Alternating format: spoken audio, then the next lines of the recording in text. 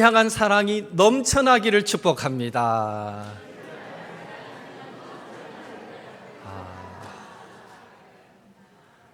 가사가 주를 향한 내 속에 갈망이 넘쳐나기를 원합니다. 막 이런 가사가 참 마음에 와닿는데요. 정말 주를 향한 사랑이 날마다 우리 안에 그 갈망이 넘쳐나기를 예수님의 이름으로 축복합니다.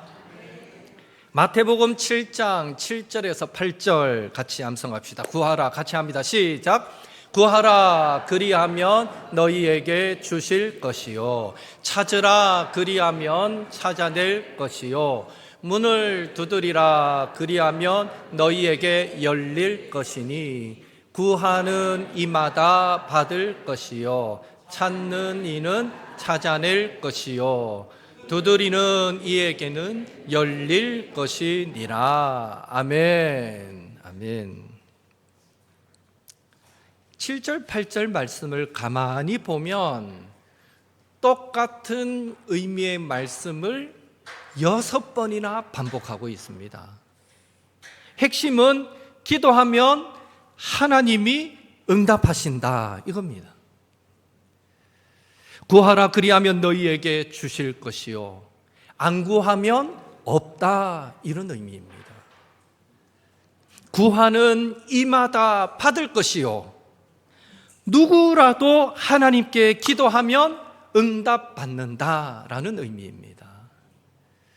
목사님이니까, 장로님이니까 하나님이 기도할 때 더 잘 들어주시고, 새가족이니까, 또 우리 주일학교 자녀들이니까 기도하면 상대적으로 덜 들어주시고, 그런 거 아니라는 것입니다.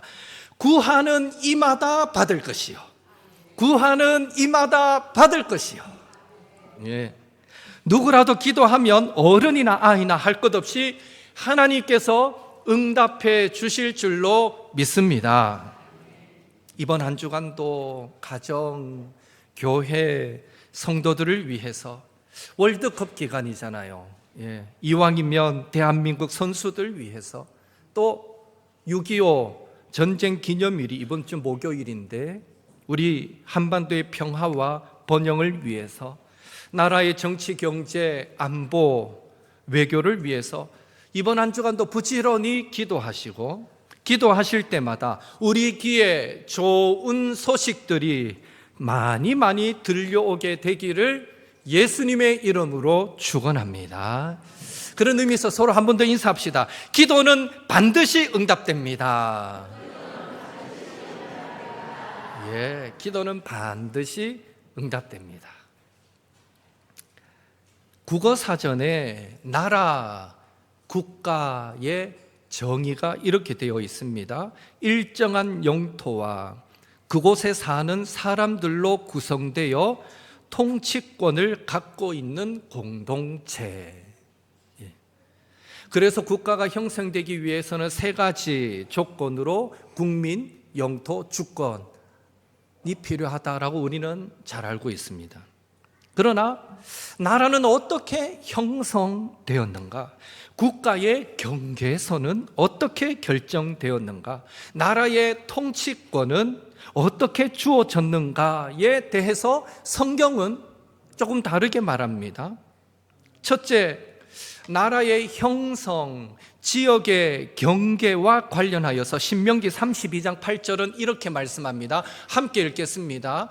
지극히 높으신 자가 민족들에게 기업을 주실 때에, 인종을 나누실 때에 이스라엘 자손의 수효대로 백성들의 경계를 정하셨도다. 아멘. 사도행전 17장 26절도 같이 읽겠습니다. 인류의 모든 족속을 한 혈통으로 만드사 온 땅에 살게 하시고 그들의 연대를 정하시며 거주의 경계를 한정하셨으니, 이 말씀에 의하면 지리적인 혈연적 관계로 이루어진 나라와 민족의 경계는, 모든 족속의 거주지는 모두 하나님이 정해주신 것이다 라는 사실을 알 수 있습니다. 둘째, 통치권과 관련하여서 우리가 읽은 로마서 13장 1절 함께 읽겠습니다. 각 사람은 위에 있는 권세들에게 복종하라. 권세는 하나님으로부터 나지 않음이 없나니 모든 권세는 다 하나님께서 정하신 바라. 아멘. 성경은 모든 권세자들의 통치권도 하나님으로부터 나왔다고, 하나님께서 정해 주신 것이라고 말씀합니다. 그래서 예수님도 국가의 통치권을 인정하고 국민의 의무를 경시하지 않으시기 위해서 마태복음 22장 21절에 가이사의 것은 가이사의 것에게, 하나님의 것은 하나님께 바치라고 분명하게 가르쳐 주셨습니다. 하나님의 것을 하나님에게 바치기만 하면 다른 것은 마음대로 살아도 된다가 아니라 가이사의 것은 반드시 가이사에게도 드리라는 겁니다. 국가의, 국민의 의무를 강조한 표현이라고 이해할 수 있습니다. 이런 성경 구절들을 참고할 때 국가, 나라는 하나님의 창조 질서에 속한 위임 통치 기구다라고 말할 수 있습니다. 하나님이 세계와 열방을 다스리시는데 이 국가와 통치자들을 세워서 다스리시기에 국가는 하나님께 위임받아 다스리는 통치 기구에 불과하다라고 우리는 이해할 수 있는 것입니다. 이것이 우리가 나라를 사랑해야 하는 이유입니다. 우리 대한민국도 하나님의 나라입니다. 하나님께서 세우신 위정자들을 통해 하나님께서 통치하시는 나라이기에 우리는 나라를 사랑해야 합니다. 그래서 그리스도인들은 어떤 이유로도 대한민국 국민됨을 불평해서는 안 됩니다. 왜입니까? 대한민국이 하나님에 의해서 세워졌고 대한민국을 향한 하나님의 섭리와 계획하심이 있기에 하나님께서 우리를 미국도 아니고 중국도 아니고 일본도 아니고 북한도 아닌 대한민국 국민으로 태어나게 하신 것에도 전능하신 하나님, 실수가 없으신 하나님의 계획과 인도하심이 있다라고 믿어야만 하기 때문입니다.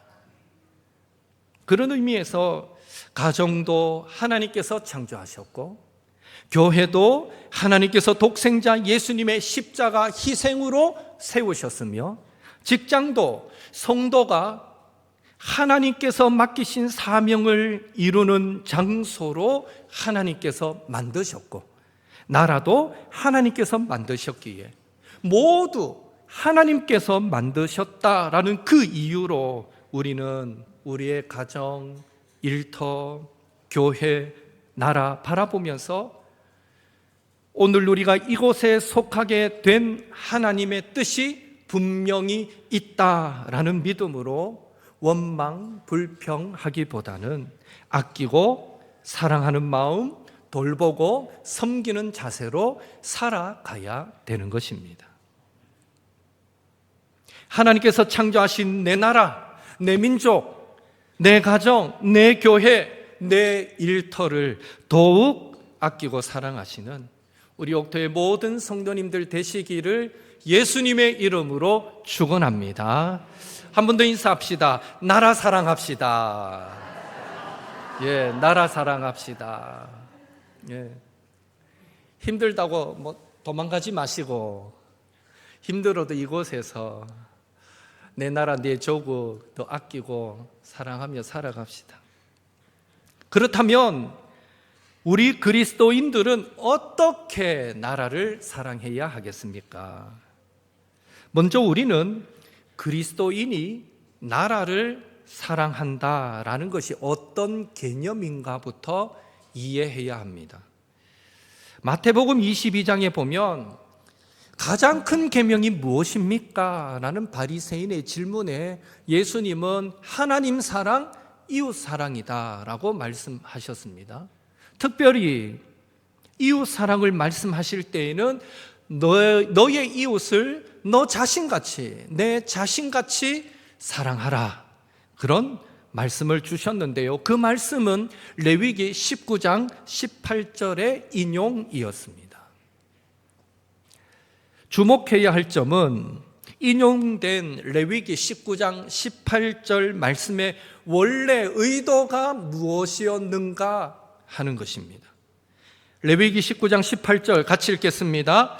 원수를 갚지 말며 동포를 원망하지 말며 내 이웃 사랑하기를 내 자신과 같이 사랑하라. 나는 여호와이니라. 아멘. 여기서 이웃이라고 말할 때에 하나님이 염두에 두고 계신 것은 바로 옆집에 사는 한두 사람 정도가 아니라 이스라엘 동포였습니다. 동포. 따라서 그리스도인의 이웃 사랑은 율법적 성경적 개념으로 이해할 때 동포 사랑이고 민족 사랑이고 나라 사랑입니다. 그게 이웃 사랑입니다. 그렇다면 우리는 어떻게 나라를, 동포를, 이웃을 사랑해야 하겠습니까? 첫째로 1절 말씀처럼 모든 권세는 하나님으로부터 나온 것이기에 우리 성도들은 권세자들의 그 통치권을 인정함으로 나라를 사랑해야 합니다.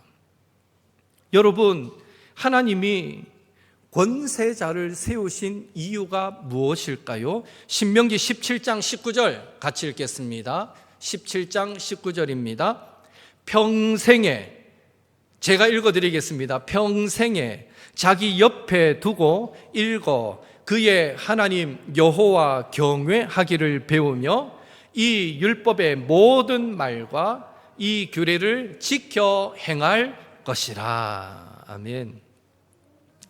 하나님이 통치자, 권세자를 세우신 목적은 그 나라, 그 공동체에 하나님의 공의와 하나님의 정의가 구현되기 위해서입니다. 따라서 혹시 내 마음에 들지 않는 사람, 들지 않는 정권이라 하더라도 성도들은 권세자를 세우신 그 하나님의 주권, 그 하나님의 섭리를 믿기 때문에 그 권력의 당위성을 인정해야 합니다. 모든 권력 위에 하나님이 계시기에 권력의 순종을 통해서 성도는 하나님께 순종해야 하는 것입니다. 그래서 2절 말씀은 하나님께서 위임하신 권세를 거스르는 자는 하나님의 명령을 거스르는 자들과 같아서 심판을 받게 될 것이다 라고 아주 무섭게 경고까지 하고 있는 것입니다.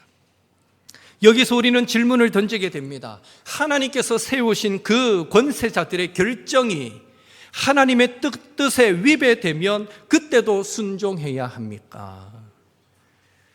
여러분은 어떻게 생각하십니까? 국가가 차별금지법을 앞세워 동성애를 공식적으로 인정한다든지 노방전도를 금지한다든지 할 때에 여러분은 그 법에 순종하시겠습니까?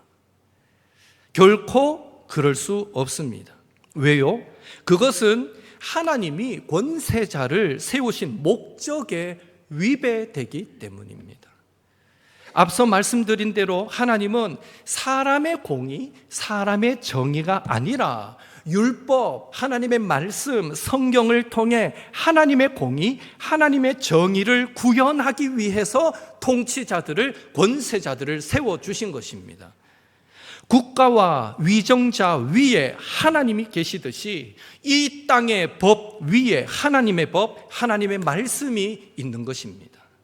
따라서 어떤 경우에도 하나님의 뜻에 위배되는 국가나 통치자의 결정에 대해서는 고난받고 불이익당하더라도 우리는 불복종함으로써 하나님께 순종해야 하는 것입니다.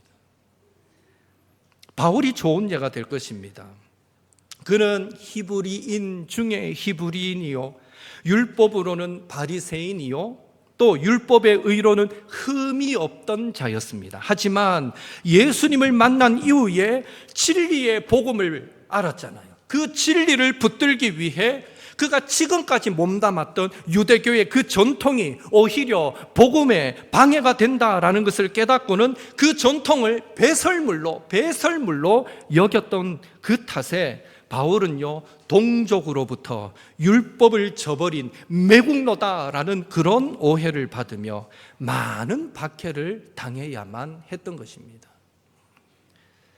그렇다고 바울이 민족을 사랑하지 않았습니까? 아닙니다. 로마서 9장 1절에서 3절을 보면 그는 자기 민족이 구원받을 수만 있다면 자기 자신이 저주받아서 그리스도에게서 끊어질지라도 원한다. 나는 내 민족이 구원만 받으면 좋겠다 라고 말할 만큼 그는 민족주의자요 애국자였습니다. 마찬가지로 우리도 국가나 권세자가 하나님의 뜻에 위배되는 결정을 하고 실행에 옮기려 할 때는요, 우리는 그것의 잘못됨을 분명하게 지적하고 그 결정에 불복함으로 하나님께 순종하는 애국자가 되어야 하는 것입니다. 국가의 통치자의 결정이 하나님의 뜻에 위배될 때 그것에 대한 불복함을 우리는 어떻게 드러내야 하겠습니까? 하나님의 뜻에 위배되니까 폭력적이어도 될까요? 수단과 방법을 가리지 않고 막아야만 할까요? 만약 그렇게 한다면 불법을 막기 위해 또 다른 불법을 저지르는 오류를 범하고 말 것입니다. 예수님이 좋은 예를 보여주셨습니다.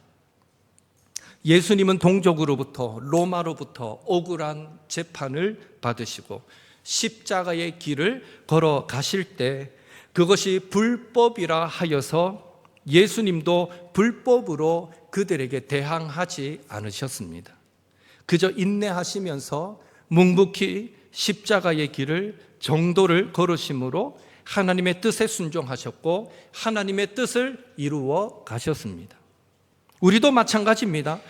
법이 정해놓은 테두리 안에서 합법적인 방법으로 국가나 권세자들의 그 잘못됨을 지적하고 그로 인해서 조금의 손해 불이익을 당하더라도 세상 사람들의 가치관, 그들의 접근법과 우리의 방법이 달라서 주변으로부터 혹 오해를 받더라도 우리는 인내하면서 잘못된 그런 결정에 불복함으로 하나님의 뜻에 순종하는 삶을 살아가야 하는 것입니다.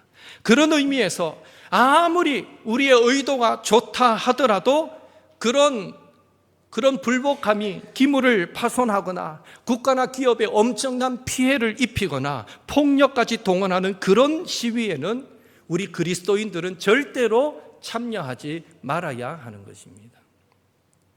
여러분, 고난과 어려움도 전제하고 잘못된 권력에 대항하여 합법적으로 불복함으로 하나님의 뜻에 순종하는 삶이 얼마나 어렵겠습니까?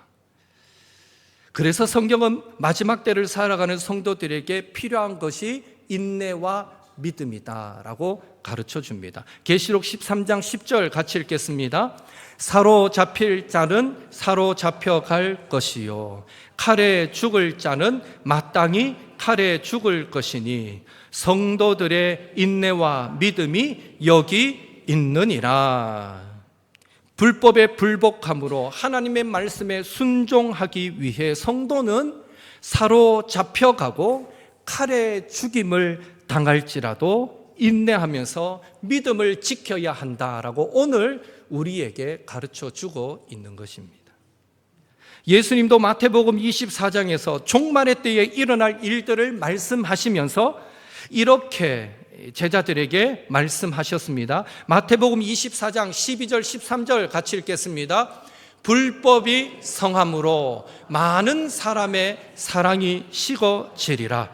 그러나 끝까지 견디는 자는 구원을 얻으리라. 우리는 지금 예수님께서 재림하여 오실 때가 가까운 마지막 때를 살아가고 있습니다. 우리는 간통죄 폐지, 낙태 허용, 동성혼 인정 등 하나님의 말씀에 위배되는 법들이 자꾸만 만들어지고 부정부패, 불법이 성하여져 가는 시대를 살아가고 있습니다. 우리나라뿐 아니라 세계가 그런 추세로 흐름으로 자꾸 변해가고 있습니다.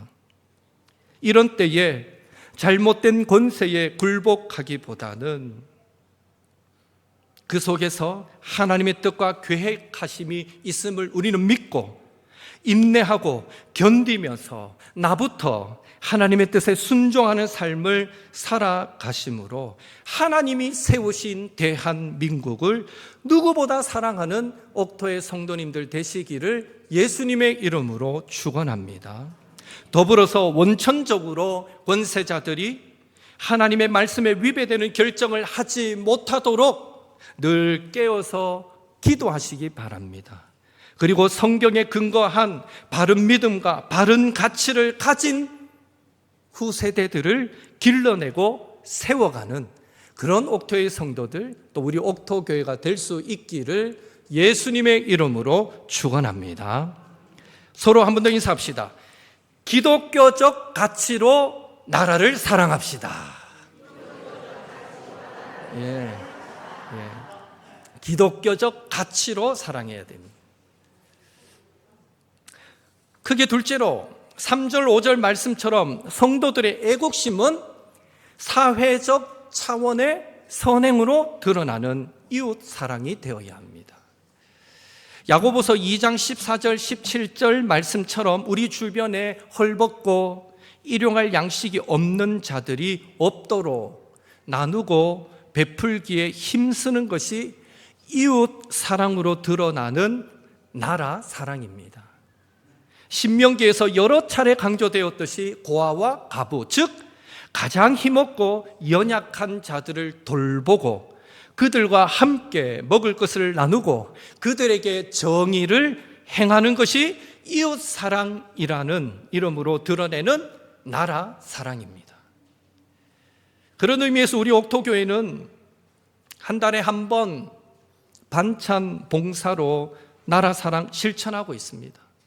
이번 주 6월 25일 목요일에도 반찬을 만들어 우리는 독거노인 복지 사각지대에 놓여 있는 여러 분들에게 전달하게 됩니다. 그리고 우리 교회는 청년들이 틈틈이 옥토 카페를 통해서 어려운 이웃을 섬기고 있습니다. 지난번 카페를 통해 얻은 수익금으로 역시 이번 주일에 선풍기를 행정복지센터에 기증하여서 또 어려운 분들에게 전달하게 될 것입니다. 우리 교회는 24시간 운영되는 공유 냉장고를 통해서도 지속적인 이웃사랑, 나라사랑 실천하고 있습니다. 어제 오전에 이웃 주민 한 분이 공유 냉장고에 라면을 넣고 계셨습니다. 청사로 오셨던 김영기 집사님이 그걸 보고는 조차 제 방에 오셔서 목사님 빨리 나보세요 이래요. 그래서 제가 나가보니 이웃 주민이 공유 냉장고에 라면을 넣고 있었습니다. 그래서 아유 감사합니다 하고 잠시 대화 나누게 되었는데요. 그분은 보아하니 그다지 넉넉한 분은 아니었습니다. 그런데도 우리 동네에 공유 냉장고가 있어서 너무 좋다고 행복하다고 말씀하셨습니다. 그분 말씀이 그래요. 그분 표현이 말투가 그래요. 그래도 나는 먹고 살잖아요. 그분 말투가. 통장에서 숫자 1 하나만 줄면 세상이 더 따뜻해지는데 그렇잖아요. 술을 한잔 하셨는지 말투가 그런지 그렇게 말씀하셨어요. 그분 표현이 그래요. 세상이 원래 이래야 되는 거 아니에요? 신앙도 없는 그분에게서 세상이 더 따뜻해졌으면 하는 간절함을 느낄 수 있었습니다. 몸소 또 작은 실천하는 모습에 얼마나 감동되었는지 모릅니다. 맨정신으로도 하면 좋을 텐데 그분이 하신 말씀 중에 그런 말씀도 있어요. 내가 술만 한잔 하면 여기 갖다 넣습니다 이래요. 예. 공유 냉장고는 그렇게 여러 사람이 술 한잔 해도 갖다 놓고 안 해도 갖다 놓고. 예. 우리의 나라 사랑이 아무쪼록 반찬 봉사, 옥토 카페, 공유 냉장고, 또 더 나아가 선교 헌금, 또 우리 개개인마다 NGO 단체의 후원과 같은 다양한 모습의 기부와 구제로 선행으로 아름답게 드러나는 그런 교회, 그런 성도들이 다 되시기를 한 번 더 예수님의 이름으로 축복합니다. 마지막으로 6절, 7절 말씀처럼 성도들의 나라 사랑은 준법 생활로 나타나야 합니다. 준법 생활로. 성도들은 양심을 따라서 누가 보든지 보지 않든지 법을 지키면서 사회의 빛과 소금이 되어야 합니다. 성실하게 세금을 내므로 또 나라 사랑으로서의 이웃 사랑도 실천해야 합니다. 1960년대 후반 정권의 정치 자금 지원 요구를 거절했던 유한양행 유일한 박사님의 이야기인데요. 좀 후원하십시오, 기부하십시오 했는데 그것을 거절하자 혹독한 세무조사를 받게 되었습니다. 당시 정부는 기업을 압박하기 위해서 대대적인 세무조사관들을 투입하여 먼지 하나까지 털어내듯 유한양행 그 기업을 조사했습니다. 몇 주 동안 샅샅이 조사를 마친 이 세무조사관이 경악을 금치 못했습니다. 탈세나 비자금의 흔적은 1원도 찾아볼 수 없었습니다. 오히려 장부에는 수출해서 벌었던 그런 외화와 세금이 몇 원 단위까지 정확하게 기록되어 있었고요. 법이 정한 세금보다 오히려 더 많은 세금을 낸 항목도 발견되었습니다. 당시 조사를 담당했던 세무관은 아무리 털어도 먼지가 안 나는 이런 기업은 처음 봅니다 라고 말할 정도였다라고 합니다. 유일한 박사는 평소에 직원들에게 다음과 같은 말을 입버릇처럼 했다고 합니다. 국가의 세금을 바르게 내는 것은 기업의 의무이자 나라를 사랑하는 가장 확실한 방법이다. 세금을 속이는 것은 국가의 피를 말리는 범죄다. 그 세무조사 결과로 이놈 한번 보자 하고 길들이려고 했던 세무조사인데 그 세무조사의 결과로 유일한 박사는 오히려 정부로부터 동탑 산업 훈장을 받게 되었고요. 그 일로 유한양행은 국민들에게 가장 신뢰할 수 있는 정직한 기업으로 각인되는 기회가 되었다라고 합니다. 그리고 후에 그 유일한 박사는 전 재산까지 사회에 환원해서 큰 박수도 받았습니다. 참 훌륭한 분이죠. 준법 생활과 성실한 세금 납부로 나라 사랑했던 유일한 박사처럼 오늘 그리스도인 된 우리의 나라 사랑도 동일해야 할 줄로 믿습니다. 그런 의미에서 신호등 잘 지키기, 함부로 쓰레기 버리지 않기, 쓰레기 분리수거 잘 하기, 안전수칙 잘 지키기 등등 일상생활의 작은 것에서부터 준법 생활을 잘 실천하시고 더 나아가 납세의 의무도 아까워하지 마시고 나라 사랑, 이웃 사랑, 궁극적으로 하나님 사랑의 차원에서 정직하고 성실하게 감당하심으로 이 사회를, 이 나라를 더 행복하고 아름답게 만들어가는 데 앞장서시는 우리 모든 옥토의 성도들 되시기를 예수님의 이름으로 축원합니다. 함께 기도하겠습니다. 오늘 나눌 말씀 기억하시면서 성경적 이웃사랑이 동포사랑, 나라사랑임을 믿고 하나님께서 만드신 대한민국 더욱 아끼고 사랑하게 하옵소서. 권세자들의 통치권을 인정함으로 나라 사랑하게 하옵소서. 성경적 가치에서 벗어난 잘못된 결정에 반대함으로 나라 사랑하게 하옵소서. 사회적 차원의 선행으로 나라 사랑하게 하옵소서. 준법 생활로 나라 사랑하게 하옵소서. 물이 바다를 덮음같이 하나님을 인정하는 것이 가득한 대한민국, 또 우리 가정, 우리 일터, 내 삶이 되게 하여 주옵소서. 이 시간 하나님, 내가 나라 사랑에 최전선에 서기를 원합니다. 이런 사모하는 마음으로 함께 합심해서 기도하겠습니다.